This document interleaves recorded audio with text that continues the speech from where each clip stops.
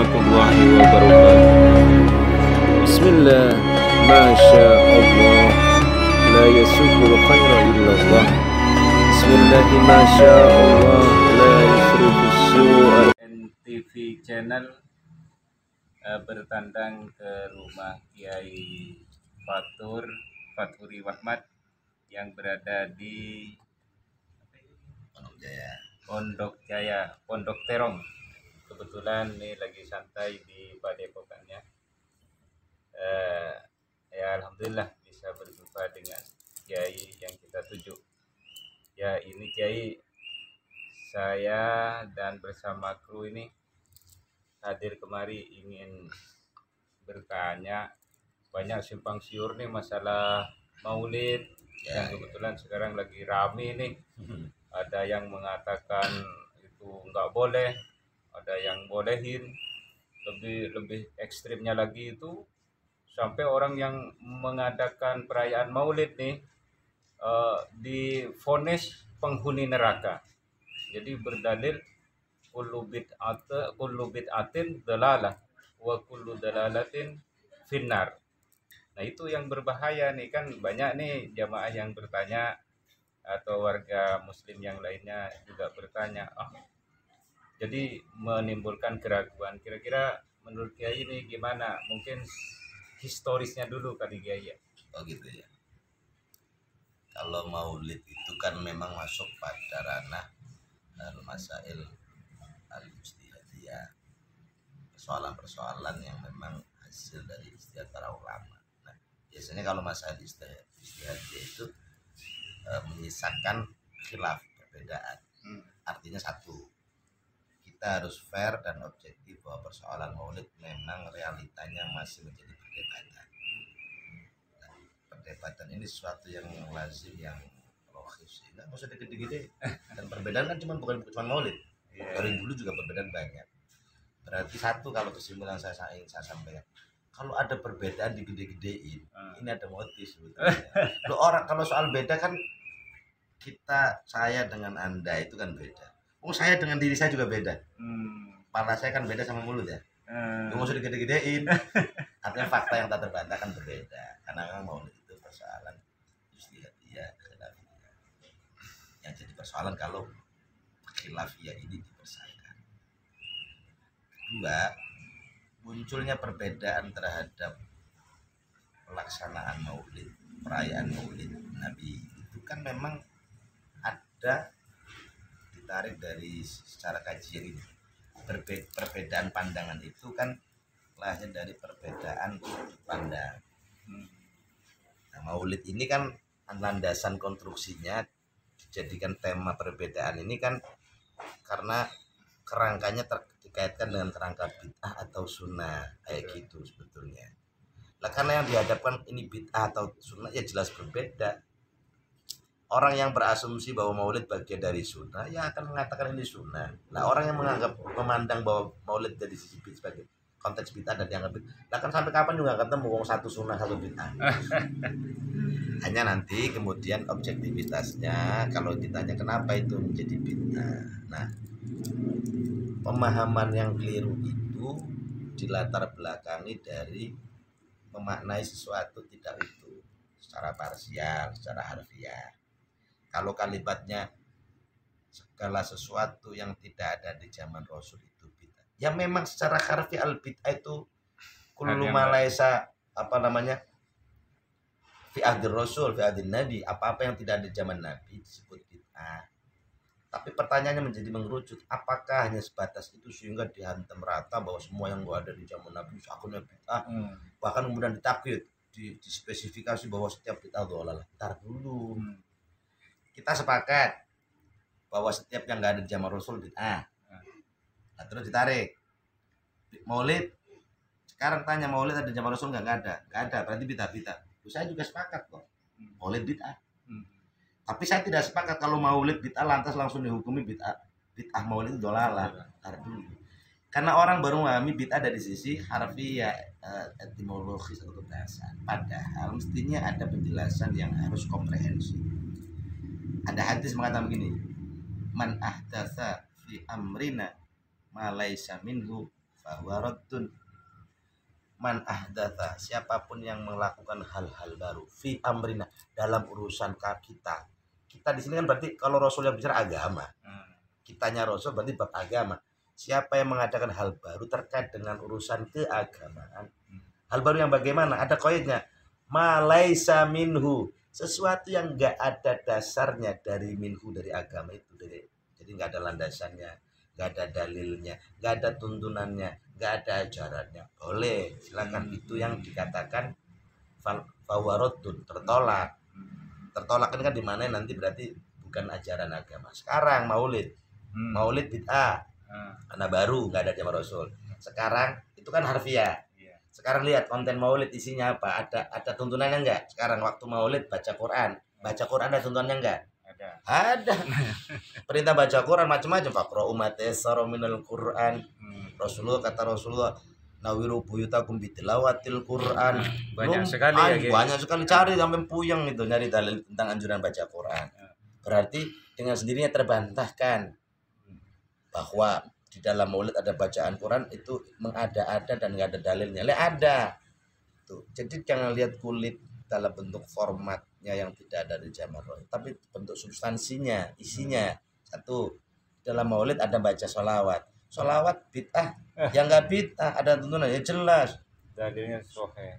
Quran malah ya kan, itu kan wa malaikatahu yusholluna 'alan nabi ya ayyuhalladzina amanu shollu, amr jatuhnya. Nah, kalau kita ada pakai kaidah ya, kaidah usuliyah, al aslu fil amri lil wujud. Hukum asal dari suatu perintah yang datangnya dari Allah lil wujud, punya makna wajib. Sekarang kita terserah kita memahami perintah sholat itu wajib atau apa, karena ada juga al aslu fil amri lil irsyad. Hukum asal, hukum mendasar dari sebuah perintah bisa lil wujub, bisa lil irsyad, bisa itu tuntunan. Nah, tapi kalau bersolawat itu kalau kita, menurut yang saya pahami, lil wujub, kewajiban kita. Oke. Nah, terus jadi mestinya fair dan objektif. Kalau secara harfiah memang bid'ah, karena tidak ada. Tapi begitu substansi, yang agama itu dilihat dengan substansi, jangan hanya dilihat dengan definisi harfi. Mentah semua kalau harfi, nggak sampai semua, nggak pada kedalaman. Nah, jadi kembali misalnya seluruh konten maulid nyaris isinya adalah sesuatu yang dianjurkan oleh Allah. Duduk silaturahim. Jadi bisa mendekati kewajib dong kalau begitu. Iya, paling tidak isinya kan bentuknya ada yang tergantung dari itemnya. Ada item yang wajib, ada item yang sunnah. Duduk bersama silaturahim. Coba cari hukumnya, sunnah. Ada banyak sekali. Kalau ke sholawat tadi tergantung, kalau memahami tulil al-amru lil wujud berarti bersolat wajib. Tapi tidak wajib maulidnya, tapi wajib salawatnya. Nah, item-item syariat ini dikumpulkan dari dalam satu paket format kegiatan namanya maulid. Mau menghukumi maulid dari sisi kulit ya bid'ah, tapi kalau dari sisi isi ya syar'i semua, semua kan ya bisa dimaknai wajib. Nah, itu naik pemahaman kedua, memahaminya tidak dari kulit, dari substansi isi. Sekarang maulid itu substansinya apa sih? Kan tidak mungkin ulama itu melaksanakan maulid hanya mengada-ada tanpa maksud dan tujuan. Nah, ternyata maulid itu kan esensinya cuma dua. Esensinya. Yang pertama kan syukron lillah. Wujud syukurnya kita umat Muhammad pada Allah karena melahirkan Nabi Muhammad sebagai rahmat. Lantaran beliau, wasilah beliau, kita menjadi umat berhidayah, jadi muslim. Lah Rasulullah sendiri sang Nabi yang dilahirkan juga bermaulid. Bedanya maulid Rasul untuk bentuk syukurnya ke Allah atas kelahiran dirinya setiap Senin puasa. Itu kan disebut maulid. Ya maulid. Mensyukuri maulid hari lahirnya, caranya puasa. Lah model kita nggak seperti itu. Jadi substansinya syukur, bentuknya kan bisa macam-macam. Rasulullah mensyukuri kelahirannya dengan cara puasa. Kita mensyukuri kelahiran baginda Rasul, tidak puasa mungkin. Ada yang puasa, ada yang enggak. Tapi dengan cara membuat acara maulid. Judulnya maulid. Kenapa? Syukronillah. Nah, tradisi kita di dalam bentuk syukur itu kan makanya ada amal-amal fadilah yang ditempelkan. Contoh, undang orang, silaturahim, ngaji bareng, baca Quran bareng, selawatan bareng ya, Makan bareng. makan bareng, kemudian dengerin ceramah bareng. Nah, Itu kan baik semua. Bentuk karya kita yang tujuan sama, wujud syukur ke Allah. Nah kalau orang mempersoalkan maulid dari sisi bentuk, lah semua bentuk-bentuknya maulidnya orang Arab sama orang Jawa juga beda. ya yang jadi persoalan sekarang banyak yang mempertanyakan itu ada dalilnya enggak. Jadi dalil gitu yang ditanyakan kayak itu. Dalil itu jadi sebuah keniscayaan dalam beragama. Beragama tidak boleh tanpa dalil. Nah, dalil di dalam agama itu kan ada dua. Ada dalil yang sifatnya nakli dan akli. Sekarang bab maulid itu ya, maulid dari sisi kata maulid dan perayaan maulid dalilnya nggak ada. Memang nggak dicontohkan, nggak dilakukan di zaman Nabi. Cara nyari dalilnya, lihat konten isi maulid. Di dalam maulid isinya apa? Nah, boleh nggak kalau kita boleh baca selawat, boleh nggak dalilnya? Lah ya ada dalil selawat, dalil baca Quran, dalil silaturahim, harus pakai dalil memang. Tapi kalau nyari dalil maulid pun ada. Lah buktinya Rasul, dalilnya itu Rasul muasain hari lahir, itu kan dalil. Cukup dengan dalil itu satu. Kemudian di dalam Quran kan ada juga surat apa itu yang qul bi fadlillahi wa rahmatihi, itu kan falyafrahu, ya kan? Wa bidzalika falyafrahu dan seterusnya itu. Itu juga dalil. Nah, maka ada kiasan saja. Ini dalil. Dalil Qurannya ada, dalil aklinya ada, dalil akli. Abu Lahab ya. Abu Lahab orang kafir. Begitu mendengar ponakannya yang namanya Rasulullah Muhammad itu lahir, Abu Lahab kan kafir. Begitu dengar ponakannya lahir, girangnya bukan kepalang. Dia bebaskan budak, ya kan? Saking girangnya, saking gembiranya mendengar ponakannya lahir yang namanya Muhammad sallallahu alaihi wasallam itu, dia membebaskan budak padahal dia orang kafir.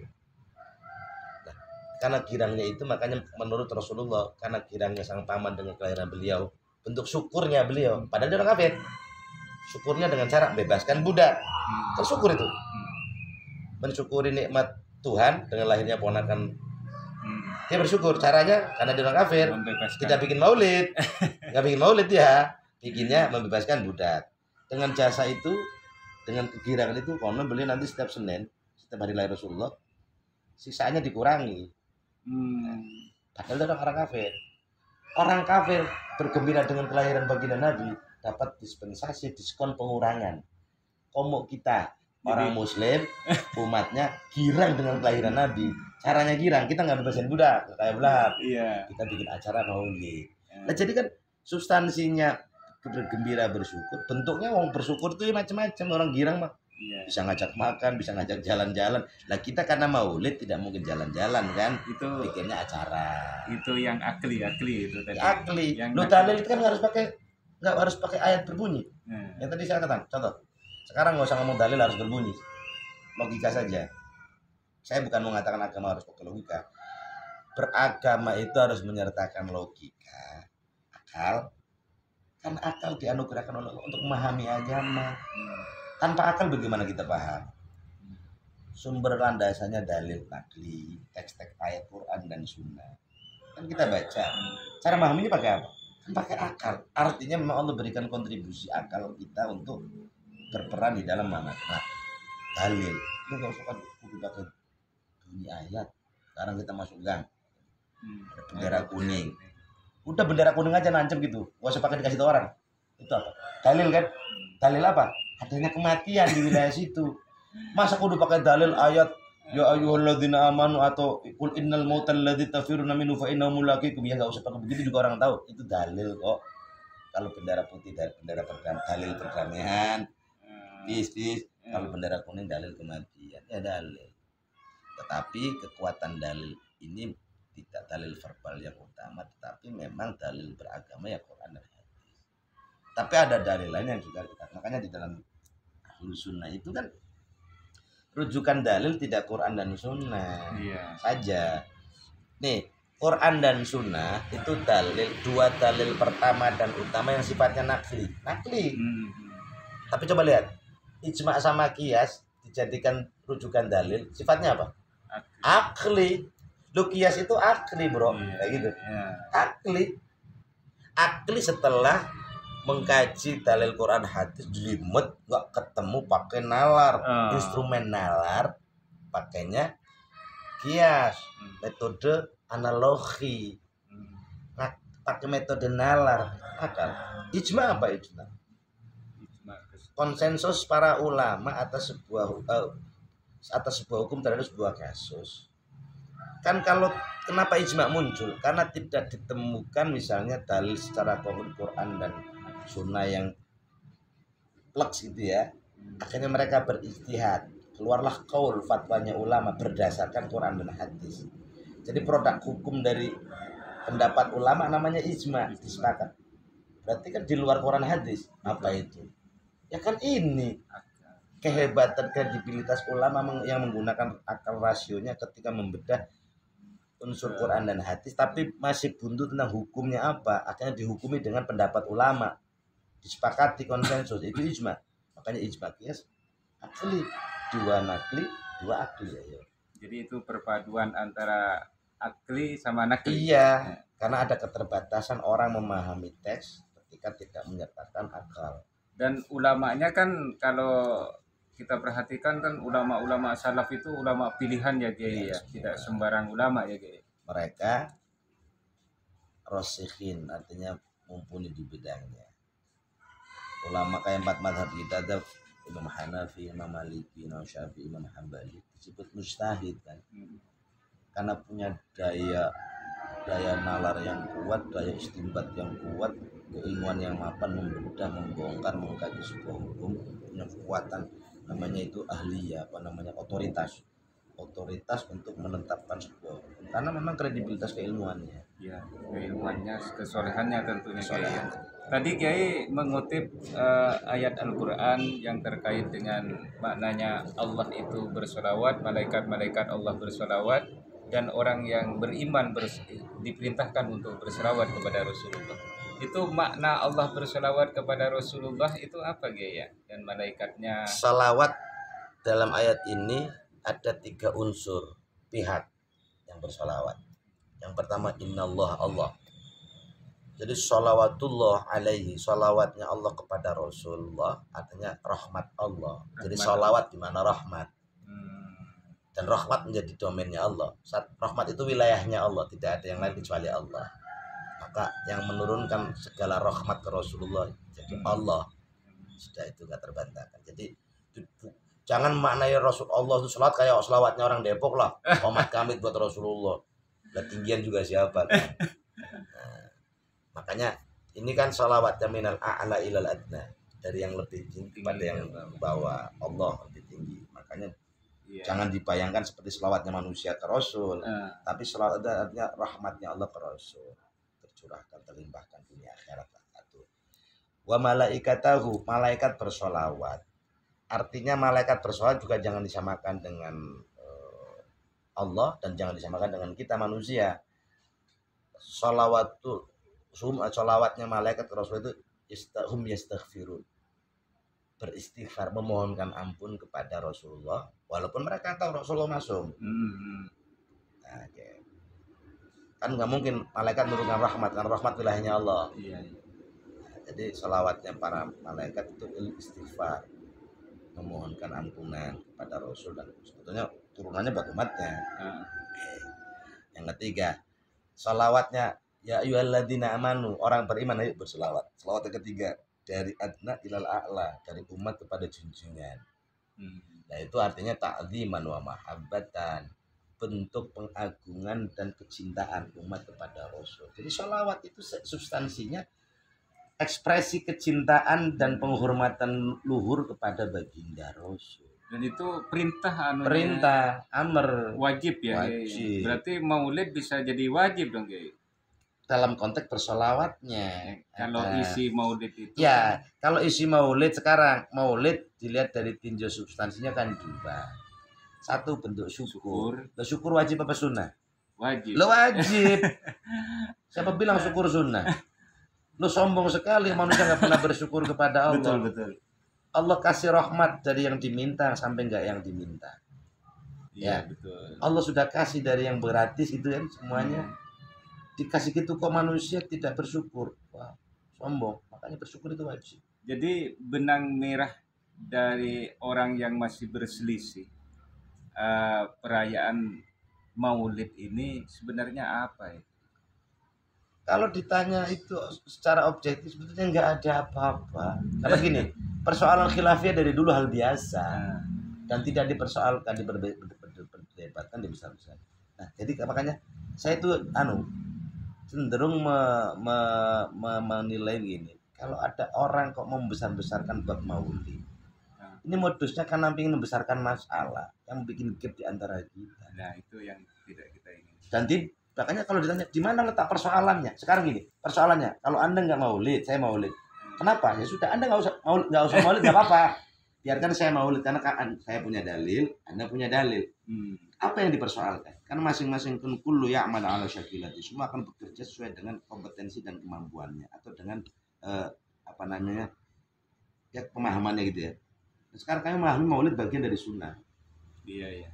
Kan di dalamnya ada hal yang wajib, tak syukurillah itu wajib. Kami kita mengekspresikan maulid sebagai bentuk syukur. Tidak ada yang salah dan dalilnya ada. Anda nggak mau karena menganggap maulid ya sudah, nggak usah gede-gede. Ya Anda nggak usah maulid, saya maulid ya. Bro, Anda nggak maulid, ya udah, silakan. Saya maulid. Sekarang apa mesti kita sama halnya? Kita mau gede-gedein bab kunut.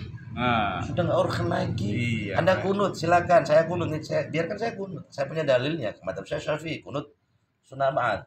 Anda tidak kunut, mungkin Anda ikut mazhab Hanafi, silakan.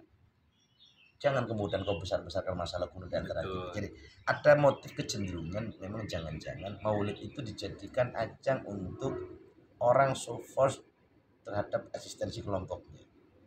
Karena bab maulid kan bab seksi. Bab seksi untuk diangkat sebagai wacana polemik. Iya. Kunut dulu seksi. Iya. Sekarang nggak seksi. Sudah reda sekarang. Nggak seksi kan? Maulid seksi. Tapi jangan lupa, Bro. Dulu sebagian orang yang memandang maulid bid'ah, maaf kata, grup sebelah, ya artinya orang yang dulu mengatakan sekarang juga ikut bermaulid. Adakah kan hal yang sangat tidak lucu? Mestinya konsisten di dalam beragama. Ketika Anda mengatakan maulid bid'ah dan nggak mau, itu sudah benar Anda dengan pandangan Anda. Tapi jangan dulu mengatakan maulid bid'ah tapi hanya karena ingin kepentingan politik. Sekarang akhirnya bareng-bareng bikin maulidan. Nah, ini kan sesuatu yang ambigi Ya ini Kiai, kalau ya kita kan miris ya melihat dan memperhatikan kondisi umat muslim khususnya di Indonesia. Kalau dulu ulama-ulama kita cukup arif dan bijaksana mensikapi perbedaan itu sehingga muncullah ikhtilaful ulama rahmah. Kalau sekarang sepertinya agak jauh dari itu. Kira-kira ini gimana Kiai supaya ketemu lagi dengan rahmat Allah itu turun ketika ada perbedaan di antara tokoh-tokoh ulama, sehingga masyarakat tuh tidak bingung. Sekarang ini kan bikin bingung dan bikin stres juga umat Islam gitu ya, dengan adanya perbedaan melihat para ulama yang selalu berselisih pendapat gitu. Ada sebuah hadis, tapi sebagian mengatakan ini hadis dhaif, oke lah. Tapi paling tidak kita ambil intisarinya. Ikhtilafu ummati rahmatun. Perbedaan umatku rahmat. Ini masih debatable apakah ini hadis apa ini athar. Oke. Memang agak lucu. Perbedaan di antara umatku jadi rahmat. Sekarang fakta, perbedaan lebih sering kali menyebabkan musibah bukan rahmat. Itu kan isyarat bahwa perbedaan itu kalau diolah dengan baik bukan diperbesarkan. Perbedaan sebagai sebuah sunatul hayat. Karena Allah katakan walau syaa rabbuka laja'alan nasa ummatan wahida. Kalau Allah berkehendak, Allah jadikan umat manusia itu satu. Kalau berkehendak. Tapi kehendak Allah berbeda. Wala yazaluna mukhtalifin. Toh mereka tetap saja berbeda-beda. Ingat, Allah sudah takdirkan kita berbeda-beda. Jangan pernah ingin 100% seragam, nggak mungkin. Sunatul hayat. Nah, di dalam takdir perbedaan yang sudah real nyata nggak terabaikan, bisa kita nggak manage perbedaan menjadi rahmat. Ulama bisa. Imam Syafi'i betapa sering berbeda dengan murid-murid Imam Hanafi. Imam Syafi'i itu lahir dari rahim mazhab yang ahlul ra'i, ahlul hadis. Apa-apa sebuah hadis oriented, karena ngikutin gurunya Imam Malik. Bayangkan dengan mazhab Imam Malik Hanafi, ahlul ra'i, apa-apa menggunakan pendekatan nalar logis. Kan berseberangan ini. Apa kemudian pengikut Maliki sama Hanafi perang? No. Nah, Imam Syafi'i pada posisi tengah. Dia pernah menjadi muridnya langsung Imam Maliki. Hafal betul metodologi keilmuan itu ya di dalam keilmuan dan fikih ya. Begitu beliau bersinggungan dengan madhab Abu Hanifah di Baghdad. Kontras. Ketemulah misalnya Abu Ya'la Al-Fara muridnya, Syekh Yusuf Al-Hamadani, Syekh Muhammad Asy-Syaibani, murid-muridnya Imam Abu Hanifah. Karena waktu Imam Syafi'i datang ke Baghdad, itu Imam Hanafi udah nggak ada, karena Imam Abu Hanifah meninggal di saat tahun yang sama beliau lahir kan. Ketemulah murid-muridnya, 3 murid tokoh tadi, Syekh Yusuf Al-Hamadani, Abu Ya'la Al-Fara, kemudian Syekh Muhammad Asy-Syaibani. Kan berbeda. Dengan perbedaan ini, hebatnya Imam Syafi'i mensikapi perbedaan ini dalam sebuah diskursus keilmuan. Lahirlah rahmat baru buat alam. Apa itu? Mazhab Syafi'i. Melahirkan mazhab di mana menggabungkan dua sisi yang berbeda, dikemas dalam satu harmoni fikih, memadukan antara pendekatan nakli yang kuat dan pendekatan akli yang juga hebat, diramu jadi. Bukan bentur-benturkan, bukan digede-gede. Itu kalau digede-gedein jadi perang. Oleh beliau diracik menjadi sebuah kesatuan yang utuh, rahmat. Rahmatnya buat kita, ada mazhab Syafi'i. Mazhab Syafi'i itu lahir sebuah rahmat dari perbedaan. Luar biasa. Kalau kita berbeda jadi perang ancur-ancuran. Itu disebut perbedaan nggak diminit, kadang menyebabkan konflik, fitnah dan. Nah, jadi artinya kalau ingin mensikapi perbedaan menjadi sebuah rahmat, ikuti saja salafus saleh. Bagaimana mereka bijak mensikapi perbedaan yang ada, bukan dengan emosi tapi dengan pendekatan keagamaan, tentu dengan dalil argumentatif, dalil yang qualified, berkualitas, memenuhi standar gitu, bisa diakui. Kalau tidak, maka masing-masing tetap dalam perbedaan, karena enggak, tapi tanpa harus dengan perang. Mungkin secara akli pernah dicontohkan dari Rasulullah ketika hijrah ya Kiai ya, untuk menyatukan. Dalil muakhadnya Rasul mempersaudarakan Muhajirin Ansor.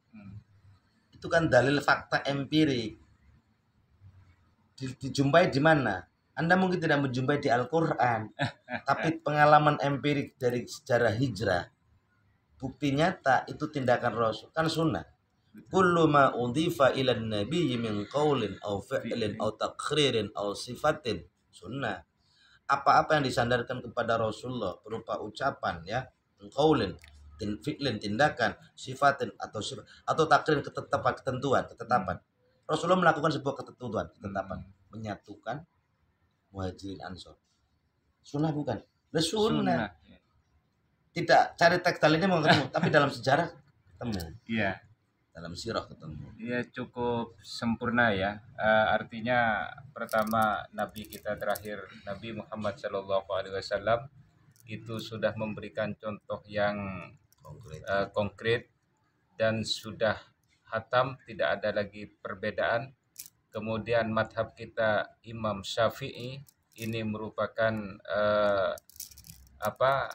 hadiah untuk kita umat Islam. Seharusnya banyak berterima kasih kepada Imam Syafi'i. Lalu pesan Kiai ini yang terakhir dengan kondisi sekarang, pesan-pesannya. Sebelum pesan saya ingin menegaskan satu ini untuk menjawab teman-teman ya seberang sana yang selalu memandang kami dengan pandangan bid'ah. Ya, jadi kami itu dilirik dengan sebagai komunitas bid'ah. Tidak ada selain pandangan itu. Apa-apa bid'ah. Betul. Maulidan kita bid'ah, ya, ziarah kuburnya kadang musyrik, manakiban bid'ah, semua bid'ah lah. Mereka mandang kita dengan kacamata yang labelnya sudah bid'ah semua. Jadi sudut pandangnya pasti bid'ah. Oke, saya katakan at-tarku la yufidu tahrim. Ada kaidah. Jadi apa-apa yang ditinggalkan Rasulullah artinya tidak dikerjakan. At-tarku itu sesuatu yang tidak dikerjakan. Apa-apa yang tidak dikerjakan Rasulullah tidak dimaknai haram. Karena bab haram atau mubah, haram atau boleh, itu memang harus ada dalil. Al aslu fil ibadati at-tahrim. Contoh. Ya, hatta yadulad dalilu ala ibahatiha. Ibadah itu haram dikerjakan kecuali ada dalil yang membolehkannya. Dalil kan? Al aslu fil muamalah al ibaha hatta yadulad dalil ala tahrimiha. Dalam bab muamalah semua mau boleh dikerjakan. Mau ngapain kalian bikin kontrak akad terserah kecuali ada dalil yang mengharamkannya. Ya, beda kalau ibadah sama muamalah. Kalau konsep ibadah nggak boleh, haram beribadah kecuali ada petunjuknya. Tapi muamalah bebas kecuali ada larangannya. Dan ayat-ayat hukum ini di dalam Quran kan sedikit, ayatul ahkam dikit. Iya. Oke, penjelasannya di Rasulullah. Nah, kembali, at-tarku la yufidu tahrim. Apa-apa yang tidak dikerjakan Rasul jangan dimaknai automatically haram. Pesawat ada zaman Rasul? Nggak ada. Sekarang orang naik pesawat berarti nyalain Rasul, haram dong. Naik haji pakai pesawat, haram. Speaker nggak ada juga. Speaker nggak ada, haram. Ya. Naik mobil? Nggak ada. Pecinta keramik? Nggak ada. Dulu onta. Jadi orang Rasulullah nggak masang keramik itu bukan berarti kalau masang keramik di zaman now haram. Jadi ini kaidah. Jangan memaknai segala sesuatu yang tidak dikerjakan Rasulullah itu haram. Karena memang Rasulullah tidak akan mencontohkan, memotret setiap tindakannya untuk mewakili sepanjang masa dari zaman Nabi Adam sampai kiamat. Rasulullah mencontohkan kehidupan keseharian, potret keseharian di zaman Rasulullah hidup dan sesekali memberikan isyarat tentang apa yang akan terjadi di masa yang akan datang. Tapi praktis amaliyahnya umur 63 tahun tidak akan mewakili semua persoalan kehidupan manusia jagat raya, hanya kasih sampel-sampel saja. Jadi banyak hal yang nggak dilakukan Rasulullah, tapi jangan dimanai tadi kaidahnya. Sehingga maulid gak dilaksanakan Rasulullah. Jangan kau langsung hukumnya haram. Memang konteksnya berbeda. Iya. Tapi dalilnya jelas. Oke. Ya, pesan-pesan saya untuk kita. Ya, pesan-pesan nih guys. Di zaman zaman modern, dinamika kehidupan yang sudah mengalami kemajuan, perubahan bahkan pergeseran tata nilai. Memang rasanya sulit kita menyatukan seluruh komponen muslim dalam satu frame, satu frekuensi, satu visi, misi, dan gerakan irama yang sama. Saya katakan sulit tapi bukan mustahil. Yang menyebabkan sulit bukan tidak ada guidance-nya. Tuntunannya jelas. Islam mengajarkan wa'tasimu bihablillah. Ya, bersatu. Ini kan juga mengingatkan, Rasulullah juga ingetin kita ini akan terpecah. Taftariku ummati ala 73 firqatan. Ya. Kulluha finnar illa al-wahidah. Ya kayak gitu kan. Rasulullah juga ngingetin kita bakal pecah. Tapi warning jangan sampai perpecahan menjadi bumerang blunder buat kita. Makanya caranya kembali ke Quran. Wa'tasimu. Nah, untuk i'tisam bersatu padu ini sulit. Kesulitan ada banyak faktornya. Nggak akan selesai kalau cari faktornya. Kalau faktornya perbedaan itu jelas. Perbedaan menjadi penghalang utama untuk menyatukan umat. Perbedaan itu kan ada perbedaan pandangan, perbedaan kepentingan, perbedaan politik, perbedaan lingkungan, perbedaan wilayah. Sekarang jangankan bicara dengan spektrum yang lebih luas, spektrum yang paling kecil saja kita di lingkungan kita. Perbedaan saja sulit diatasi, baru cukup kecil. Di keluarga kita. Di keluarga kita saja misalnya nih. Menyamakan persepsi, frekuensi ya gitu ya. Itu agak sulit. Bagaimana akan keluar dengan skup yang lebih besar, dengan perbedaan yang lebih luas. Tetapi bukan mustahil saya katakan. Sepanjang tuntunannya dipakai, track yang pernah dilakukan Rasulullah dan salafus saleh diikuti. Insya Allah. Karena likulli syai'in sabab. Waja'alna likulli syai'in sababa. Hmm. Allah ciptakan segala sesuatu ada sebabnya. Kemunduran, kemajuan itu ada sebab. Ada track. Madinah hebat itu ada sebabnya. Rasulullah mampu menyatukan Muhajirin Ansar, ya. Rasulullah mau kehidupan beragama yang baik, egaliter. Rasulullah mau memajukan kesejahteraan, menghilangkan konflik antar elemen. Nah, itu track sebabnya itu. Nah, sebab itu ikutin. Nah, kemunduran juga ada sebab. Perpecahan menjadi sebab kehancuran, permusuhan menjadi sebab kehancuran, fitnah menjadi sebab kehancuran. Nah, tinggal kita mau memilih poin mana. Ikutin track persatuan atau memperturutkan track hancuran. Pasti bisa. Sulit mungkin. Kan Rasulullah Ghazali kan mengatakan kullu ma'azzal matlub wa syaraf sa'uba tariku. Ya, sa'uba maslaku, ya kan? Terus kan apa namanya? Tola toriku sa'uba maslaku wa kathrat aqobatu. 3 kata Rasulullah, kata Imam Ghazali. Segala sesuatu yang mulia dan luhur yang ingin kita gapai, persatuan kan ingin kita gapai, kemuliaan yang ingin kita cari untuk kejayaan umat Islam ini. Tola toriku, jalurnya panjang, tinggal mau apa enggak. Kalau mau insya Allah sampai. Sepanjang-panjangnya jalan kalau ditempuh kan nyampe. Sependek-pendeknya jalan kalau nggak ditempuh ya nggak nyampe. Yang penting kan ditempuh. Tola toriku wasauba maslaku, tracknya sulit. Menghilangkan perbedaan, mereduksi fitnah antara kita, mengurangi ego masing-masing, mengesampingkan kepentingan golongan. Sulit itu. Sulit. Asal diatasi mah bisa. Sulit, tapi bisa. Saya kata nggak mustahil. Oke. Maka surat Aqabah rintangannya banyak banget.